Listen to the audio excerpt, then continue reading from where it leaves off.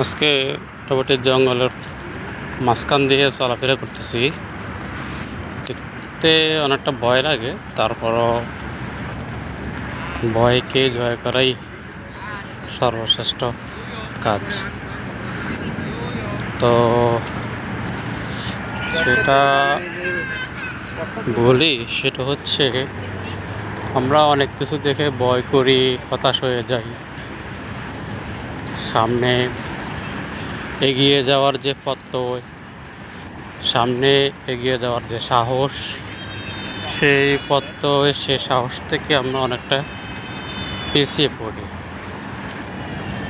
সবচেয়ে বড় কথা হচ্ছে, আপনি যখন সফলতার সিঁড়ি খোঁজ করছেন, আপনি যখন সফলতার সিঁড়ি তৈরি করার জন্য নিজেকে প্রতিষ্ঠিত করতে চান, তাহলে আপনার কোনো ভয় এগুলো আসলে না করাটাই বেটার। সবচেয়ে বড় কথা হচ্ছে, আপনি নিজেকে কতটুকু প্রস্তুত করলেন, বা আপনি নিজেকে কতটুকু নিজের ভিতরে নিজেকে জানার, বোঝার আপনার কতটুকু অভিজ্ঞতা, সেটাই আসলে মুখ্য বিষয়।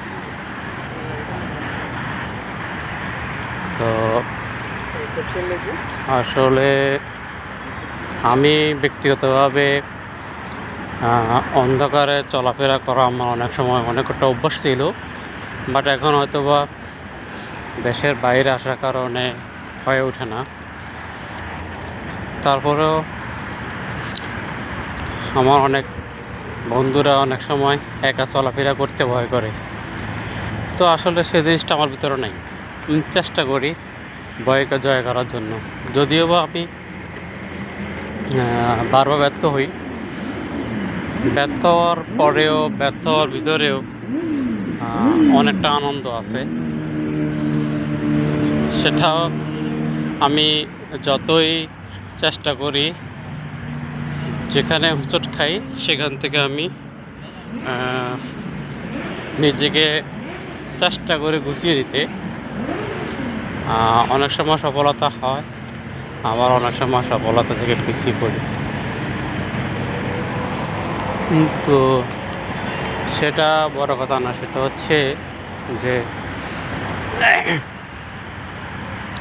বাস আমি যেটা চাইতেছি বা সেটা আমি পাইতেছি কিনা, সবচেয়ে মজার বিষয় হচ্ছে এটা।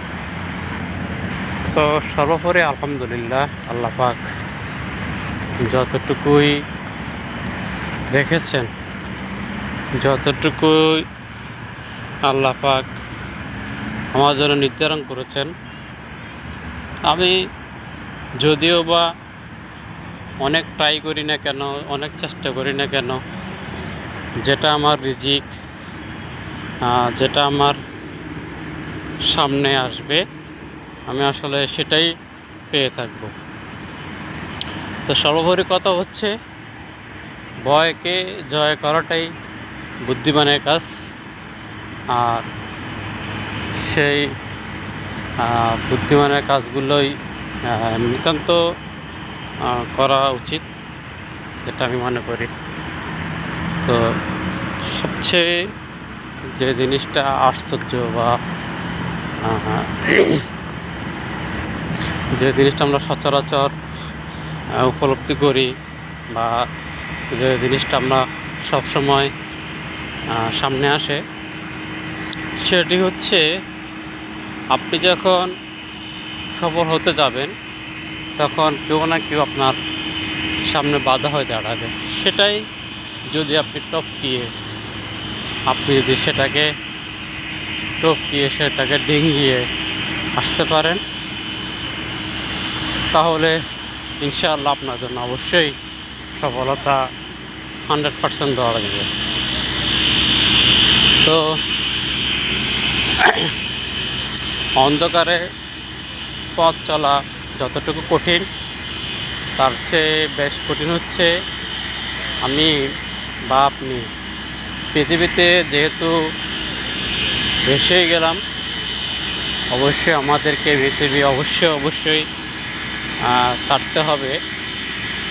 তো এখান থেকে আপনি যদি অনেক চেষ্টাও করেন যে আমি মৃত্যু থেকে নিজেকে দূরে রাখবো বা মৃত্যু থেকে নিজেকে সরিয়ে রাখবো বা মৃত্যু আমাকে ছুঁতে পারবে না, আসলে আপনারা খেয়াল করে দেখবেন একজন পপ সম্রাট, পপ স্টার গায়ক ছিল মাইকেল জ্যাকসন। উনিও অনেক ট্রাই করেছিলেন যে মৃত্যু থেকে কীভাবে বাঁচিয়ে রাখা যায় নিজেকে, মৃত্যু থেকে নিজেকে কতটুকু দূরে রাখা যায়, বা মৃত্যু আদৌ কি তাকে গ্রাস করতে পারবে কি না।